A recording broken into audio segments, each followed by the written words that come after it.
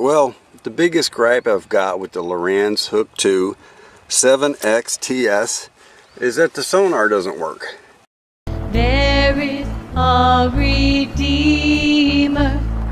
Jesus, God's own Son, precious Lamb of God, Messiah, Holy One. When I first set it up last January, the sonar worked for a few months. Fished a time or two in the winter. And then April, May, June, the sonar was pretty good. Late June, the sonar started to go out. And by July, it's just no worky. Called tech support at Lowrance. They tried a few things, rebooting the system, this and that. After a couple hours working with the tech support, back and forth, probably talked to about 4 of their different technicians, finally got an RMA number, so gonna have to send it back for repair. Maybe they'll get it fixed the first time, maybe they won't, we'll see.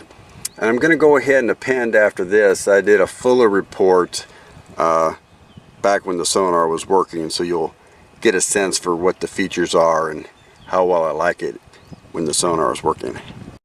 Okay, the purpose of this video is to review the Lowrance Hook 2 7X. And you notice it's got several features there. In the top left shows the GPS with the speed and the depth and the water temperature. The bottom left shows the normal sonar reading. Top right shows the chirp, and you can see we're passing over a lot of bait right now. And the bottom right shows the structure scan, or the side scan, out to the sides. So I've had this for a few months now, gone on I don't know, 4 or 5 fishing trips. Used it.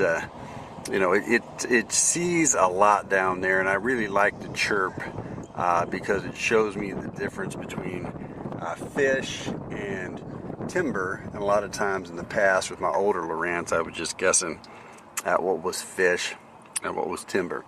One of the things that disappoints me, as you can see there in the top left, the GPS actually doesn't have any maps built in, and it doesn't even have the capability to download maps or to add a chip with some maps.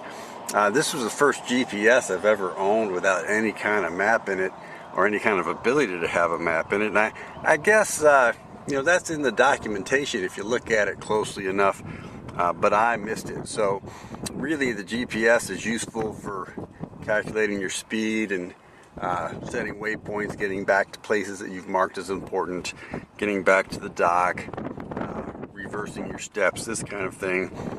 But I was disappointed it didn't have the capability for any mapping software.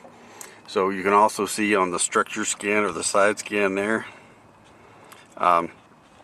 it's marking structure and some of the fish out to the side as we pass over. Now, I've been fishing with a couple of guys who've had these Lowrance units for longer than me, and there's a whole lot of fine-tuning of the settings that can be done, but I haven't really come up the learning curve on all that yet. There's a lot to learn about it, and I've only been out a few times. But so far, it's got some strengths, got some limitations. I think in the future I'd read the fine print a little more carefully and get one that you can put good contour maps in there.